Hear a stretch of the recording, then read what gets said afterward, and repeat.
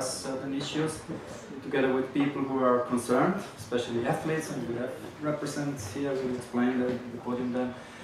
It's also just should be said that this gets filmed because some colleagues of us asked to have it, and so they agreed, so it gets filmed. And Dave will now shortly welcome and explain the topic and why it's done. Please, Dave. Thank you. Thanks everyone for being here. Stefan and I have always talked about this practical application, or the importance of making sure that we make connections between science and practice. And the first few ICSS meetings, we always have this. Now it's kind of nice to be able to return to it. Throughout this week, we've listened to a number of different people, and through that I've created just a general slide that perhaps a few topics that might stimulate some things, and we can go through them really quickly, and then kind of work through theirs. We know that education is an important element, and that's always something that can go both ways. But it's really important that we make some translations between things from the laboratory as well as in the field, and work back and forth. So that has to be sort of this athlete coach-driven kind of research concept. And intuitively we think that we want to have some integrity and communicate the relevance of things that we do in the lab, as well as how it gets applied to the field. And then Thomas had a really nice little acronym, and we know that our fields are full of acronyms. The SOTA is, do you remember what that is? Come on. State of the art. Yes, okay.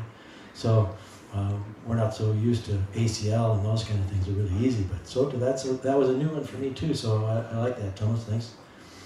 He also brought in this toolbox, and we know that we all come with a different set of tools, which is, I think, also an important element that we have to appreciate. And then Oyvind sent me his little editorial. Anybody saw that from the Journal of Sports Science?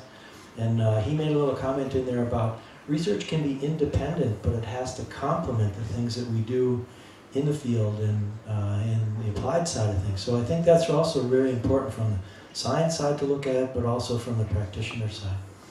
And if our goal is to have no fear and go for the gold, then we're all on the same track. But so at this point, I'd like to turn back over to Stefan. Yeah, thanks very much. I think it's some topics, might be some others, but just let's start like this then after.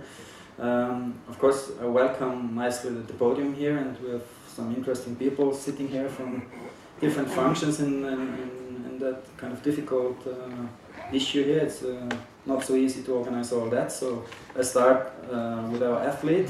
It's important to have athletes because for them it's done. That's all what we want to do. It's all those issues we do for the athletes actually, and for the sport of course. So this is Vilma Nissinen from Vuokatti. She was also part of our study, so she is already kind of in touch with also research and what that should mean and so on. She is born 1997, was 8th in the U23 World Championships in Lahti, and this year 23rd in Coney World Cup, so fresh in World Cup. Congratulations, good performance. So, and she will represent women and athlete side. I wanted to choose Dave as one, but it didn't work. Then we have Jussi Piirainen here also from Vuokatti, of course, from the location also. Jussi is a long-time coach already since 2002, very experienced guy. He was in national team, in clubs and so on. And now he is coaching the Vuokatti Rukka Sports Academy, which is a really interesting institution. They nicely cooperate in different sports, so freestyle, and Nordic, biathlon and others. So very experienced man, and he knows also about research and is in contact here in Vuokatti anyway, but he gives his coach perspective on that. Then we have Nicolas Gourmy, he's jumped in very quickly. He is from France and worked for the French Ski Federation, and as far as correct me, you are responsible for education, coaches education and development. Yeah. So that's input from middle of Europe, from the mountains. Then we have Ville Westerinen here on the left side. He's representing KIU. KIU is a kind of institution in Finland which is founded for supporting, giving scientific support of practice and sport, and they are testing diagnostics, giving concepts, planning, training, so they are themselves experts in those different sports, and that's actually found for exactly this gap and filling that gap between practice and science probably. So it's a very important institution in Finland. Then we have Antti Leppävuori, a good friend of mine since many years. He has a long experience as a coach in former times, and he was now again coach in Finland, head coach of biathlon for a while.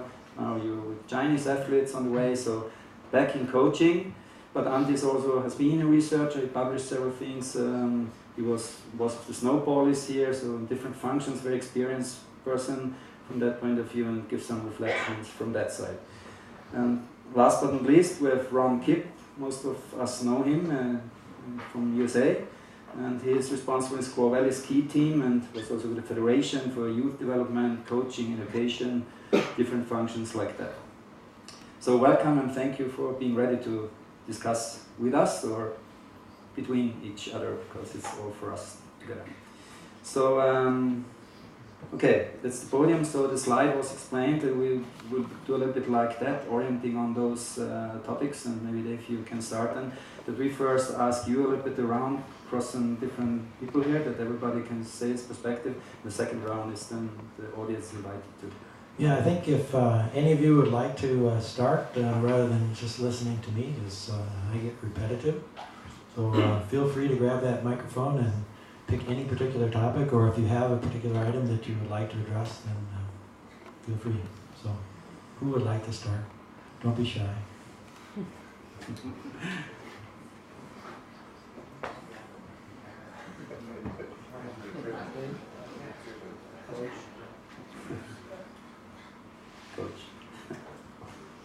Okay, I guess first one who is feeling no fear at the moment. This room, thank you for inviting me. It's exciting anyway. With the sports and science, I think it's as a coach I'm always using science, even I don't think about it. But my point of view, the most important thing is trying to simplify the things that science has found, to be able to use them later on when I'm coaching and trying to help athletes to achieve their goals, and trying to challenge the researchers to find things that make as a cross-country skier coach to be faster skiers. And what's the speed, the maximal speed? How to increase that? That's something I'd like to learn more. But where it's not so many studies, it's actually the whole programming, put all the elements together, have the speed, have the strength, have the endurance, and trying to develop all those, or at least have a study that you're trying to develop something and still maintain the other things and make the skier faster. That's something I'd like to learn more. I'd like to hear more about that kind of studies. Thank you very much. So, other comments from yourself? Just give it over. To any aspect? Yeah, in my work, I work as a link between science and coaches, and aim is to help athletes and coaches in their work. And if we think about year 2050, I think that this development of different technologies has grown, and even nowadays we have seen that we have lots of different potential technologies for supporting our coaches and athletes. and we can measure almost everything about the human and movement and so on, but what we use with that data, and can we utilize that for the practice? I think that's a big issue. I don't know how you see that how we can utilize the data. Very good question. So maybe others also step in. I've been maybe last 4 years in many research here in Vuokatti, and I think most important thing has been like when we have been we have had many athletes, and then we can compare like my results to the best, and I've had the information that where is the gap coming to the best, and this year in Scandinavian Cup in Östersund we had the GPS with us in the race, and Swedish athletes also had them, so I think they measured the speed and the time, and we got analysis from the like I got the results. I usually have like my place at the race and what's the time to the first skier, and now we also had like the whole 5K track, and I got those time gaps like in every meter of the race, and where is the difference coming, so I think that has been important. So it's the right information, is that what you are interested in, and is it in the right way translated to you, and is it athlete driven? Is that something you also said, yeah, we want to have this information, or do you at least now start asking for those things more than before because you were involved in that? Yeah, I think it's developed that we are more interested now than maybe like 4 years ago, and that research, I got the analysis to like my email, and I sent it to my coach, but like we didn't discuss it very much. So I just like myself, I did the analysis and see like. If you're able to, that's fine. Okay, technology, so that I agree, so it's a lot. Is it too much? Is it the right way? Is it confusing? How can we implement something? Is it really useful? And who is responsible for that to say how it can be used? Is it the coach only, or must it be somebody else, or do the athletes say more about that? I think the basic question is pretty much the same.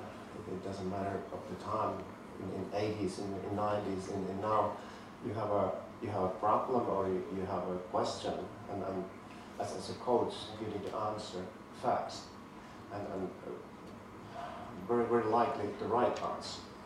Now we have a lot of technologies to find the answers, much more than in the 80s or 90s, and to find the answer and the right answer needs you to find the right method to give a good answer. So the diversity is very huge in this moment. But in the first speech, what Vesa did, there was a very, very good wisdom from Professor Komi, this KISS procedure. You have to keep the systems as simple as possible, and because of there are so many different kind of technologies, it's very easy to get mixed with the technologies and not answering right to the question. But the basic question is, can I solve this problem, and how fast can I solve? Is it enough? I mean, you're a coach. There are different kind of coaches. A science coach, coach science, or only coach, or in that sense. And is it enough educated to know how to use it, or is that sometimes a lack, or is it kind of maybe others can step in there? But because you say that, I mean, the coach you select. For time it was more you. Now it's technology and you, because you have to use it, but you some part of the function is taken over by the system here. But you still have to be able to yourself to step into it deeper and knowing how to use it. Yes, but the technology should be as simple as possible and as easy to use as possible. And now we have heart rate monitors that they can detect your motion, your heart rate, GPS, all integrated to the same systems. This kind of systems might be very nice to see more. But the more information you can put to the same database and analyze it easier and faster, those are very useful.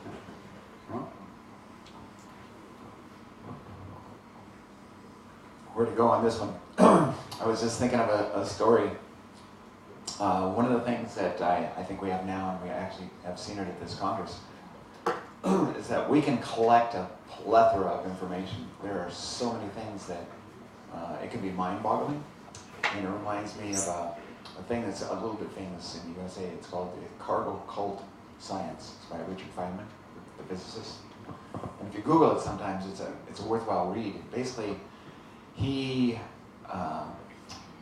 shows us how something can have all the trappings of science. It can look like science, it can be chromed, it can have digital readout, it can have all this fancy stuff, and we just trust it, we believe it, we want to use it because of its allure to, oh, it's such high tech, it must be the best thing. And I think as coaches, we have to be really careful of that. And one of the best things I just saw was an athlete saying which information she actually likes. And if we're really athlete driven, I can really get carried away with some of that cargo cult science, but unless I listen to the athlete, I'm not going to really do any good. I might understand the sport better, but I haven't really changed the performance of my athlete. So I think it's really important that the athlete, and it's really great that this young athlete has been involved with some research, because that's probably her schooling into understanding what those parameters actually mean. So when she comes back and says, well, this item and this metric is helping me become a little bit better, as a scientist or as a coach, I should take that and run with it. That should be golden. Thank you.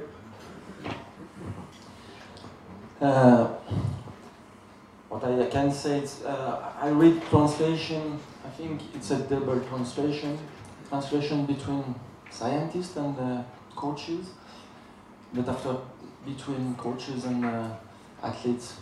And this is the main issue in France. I don't know if the overall country, but the main issue is this double translation. Coach must have a holistic approach. He can be a physiologist, biomechanist. He rubbish to have a holistic approach to work with the athlete. And sometimes the problem is scientists don't have this holistic approach.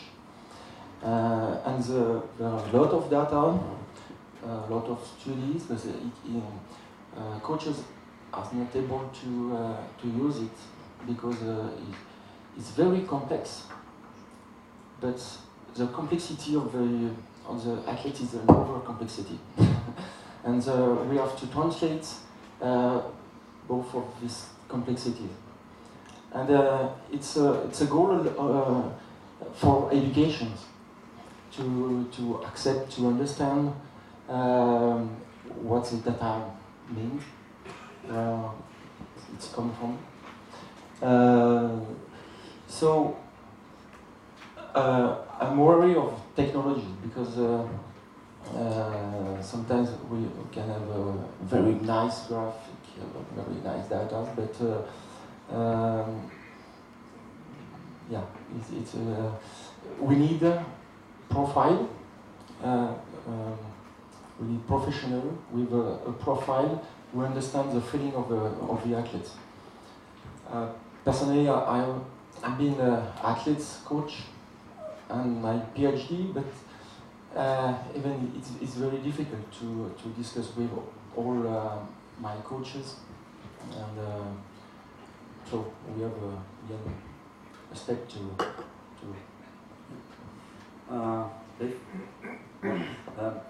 It's about a bit personalities, or kind of how is a scientist, and what kind of profile this person has. Is it a scientist coach a little bit?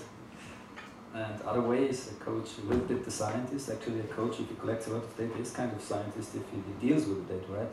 But of course, it's made to man. It has to be guided and simplified.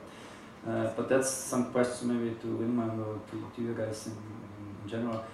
What do you expect as a person being a person, a coach? So how should the coach be educated and kind of not so much as a character maybe, but is that something you see, that it should be a science-driven coach, but more of course coach, but should be informed about the state of the art? That's a responsibility of a coach maybe, I don't know. How you see that? So about your experience from that.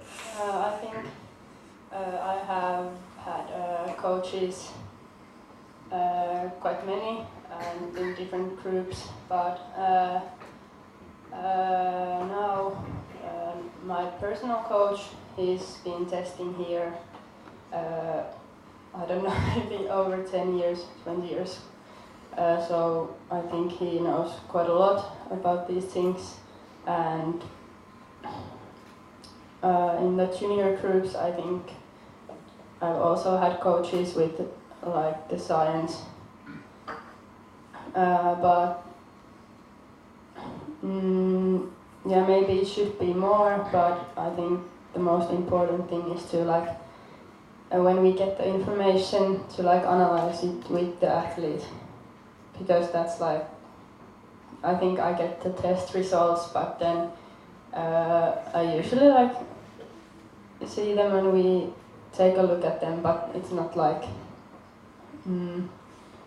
so deep analysis maybe.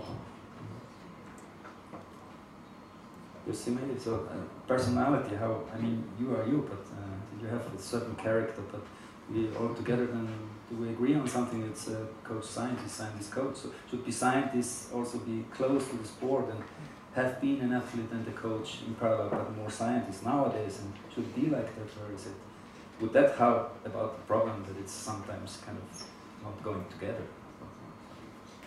Yeah, the scientist doesn't have to be a coach, doesn't have to be an athlete, but has to understand about the sport. That's what I think. And the closer the scientist is to the actual sport, the coaching itself, like knowing as much about the sport and how's the coaching in that sport going, it helps a lot, because then the scientist would know the things that there should be done. Like Ville has been with the national team training camps at the time when I was there also, so we have had many discussions about how to improve measurements, how to try and do all the data we got, how to use it for the athletes as well. So I think it's very important to be able to get all the new information that the athletes use. The scientist has to understand it better. And what Wilma was saying, that was actually very good to remember. Me as a coach and all the coaches here and the scientists also, that even we measure something, and the coaches know what was the collected data, and we get the information. For example, for the treadmill test, all that things. But if we don't explain it so well to the athlete, how does that affect? Maybe somebody else. Is it also a problem of quantity? Because sometimes we not too many videos. I was in the business so long, and then you start making videos. Somebody asked for it, and there's so much material that you get ground in it. So less is sometimes more. Is that something that helps maybe that you get it quicker and more directly communicate? Because is that something in your experience? Yeah, actually yes. There is simplify things. Yeah. Quick response or information. Other opinions on that, or other points? Just step in with what is important. Well, we'll soon get to audience kind of things. It got me thinking also that when we look at our panel and so on, we have a lot of Nordic representation, but not as much Alpine. And I've had experience in both areas, and with the Nordic folks tend to be much more intuitive or interested in the science side of things. I think they have for a long time understood the importance of how science might be able to help them. On the Alpine side, it tends to be the mindset, at least from the folks that I worked with, has been Alpine is more an art and not so much the science piece. And I really wasn't allowed to enter some of that realm from the coaching until I could demonstrate that I could actually be a good skier with them and bang a few gates. And then all of a sudden they looked at me and said, "Oh, okay, he can ski. He knows something." And then they started asking more questions, but it wasn't until that point on the Alpine side that they were even allowing me into the circles for coaching and dialogue and so on. On the Nordic side, it was immediate embrace. Yeah, you use science. You already know some really good things, and we want to get as much from you as possible. They were more like a sponge as opposed to standoff kind of piece. I don't know, maybe Ron, you might want to add to that too, or if you have similar notions, and then perhaps some of the other people in the audience might also be able to chime in. No, I think you said it quite well. If you don't have street cred in Alpine, you're not going to get it done. So that opens the door for you.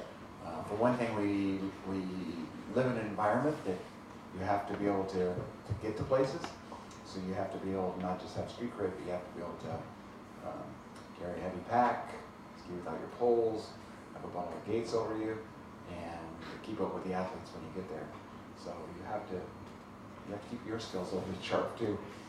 So if you're a former racer, coming in with a little bit of that heritage definitely carries even more weight. So there's a couple ways to skin the cat, but you have to have that. I've totally seen that too, is that I remember one time when I was a young scientist and I was a young coach, and there was a coach on the hill, and you always have coach's corner where everybody stands. And the guy looked at me and he goes, "I think I figured it out. You're two people." So he knew me from the science end and he knew me from the coaching end, and that day he put the two together. But sometimes it's almost best in the coaching realm to not even say that you have an education, because it is that hard. Kind of a scary thing. It's the world we live in. Okay. Thank you. I guess I don't come from a research background, but certainly what I've seen with research is that there's often this or in academia really, is there's this trepidation to give definitive answers. And I think that we often see it as, with coaches and athletes, the whole sort of couching your response. Well, we think this may be better, we're going to look at this a bit more. I think I can see it as being a bit frustrating. So I almost sort of feel like in the translation in terms of the science to coach and coach to athlete, so on, taking, for the science side, taking a bit of a leap and basically having a more, I don't know about confidence, but certainly just going out on a limb and going, okay, you know what, we're going to just try this, and let's be confident with this response, so that then the coach knows, okay, this is what we're doing, rather than, well, maybe we're just collecting more data and who knows where this is going. Because it's no real question, but more just sort of a statement in terms of what we've seen in terms of dealing with athletes and coaches. Comments from your side to that? You need to be answering to the questions.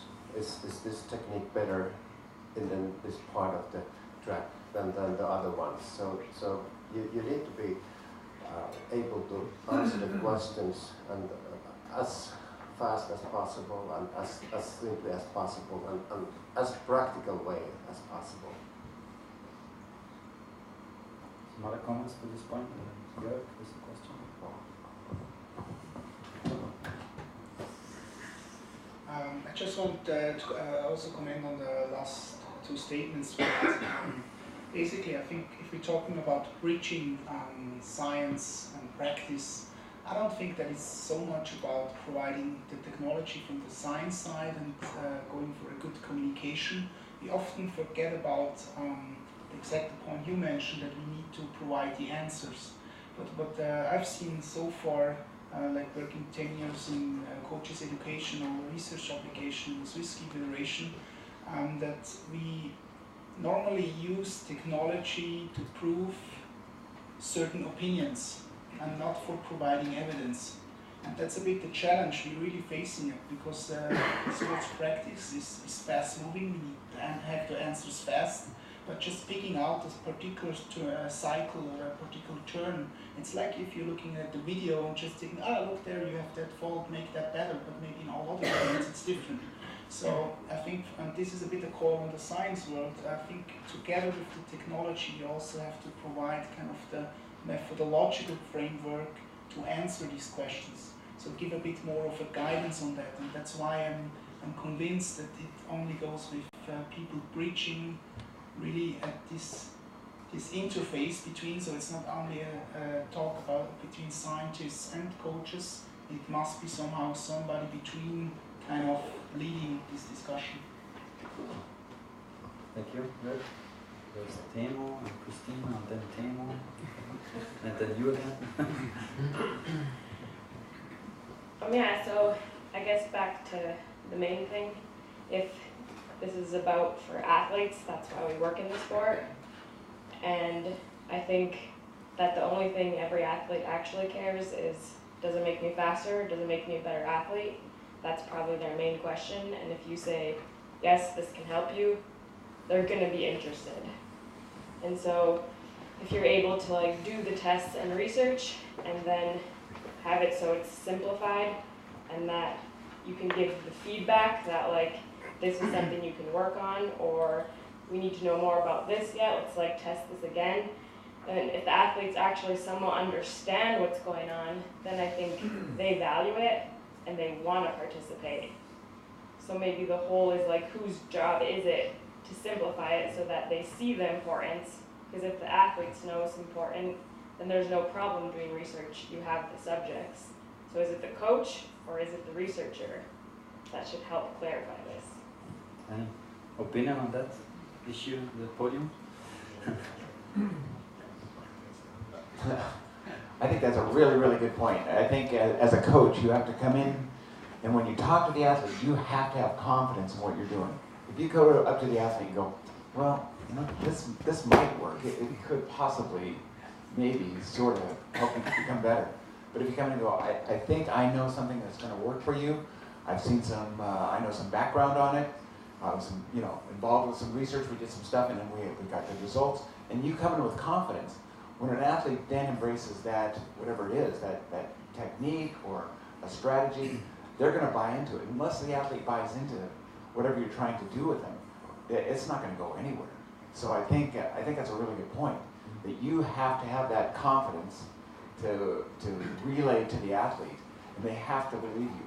If you're doubting yourself, it's going to come out, and they'll figure that out. Athletes are really, really smart. They know when you're trying to fool them. And they know when you're trying to help them. And as long as you have their best interest at heart and you have that background via science or whatever it is, it's going to go places. Some other comment from the podium, Nico? Yes, I think the main work should be empathy between each actor. Scientists don't have to give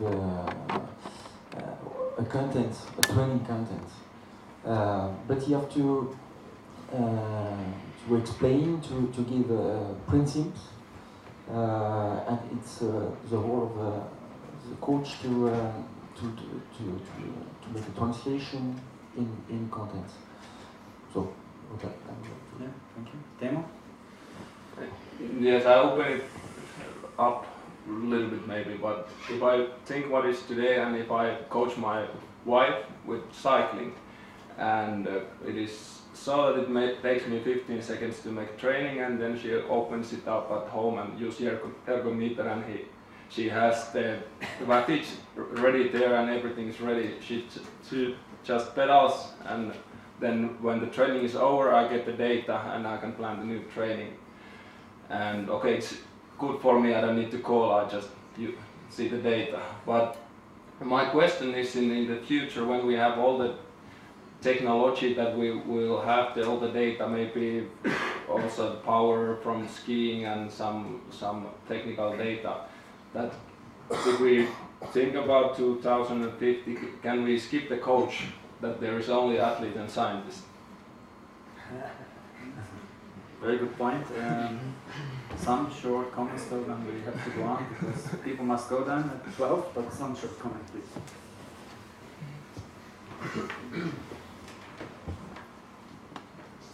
So I can answer that. No, we can't skip coaches. I think that although we get good data and useful data for practice, it's just supporting coaches and athletes.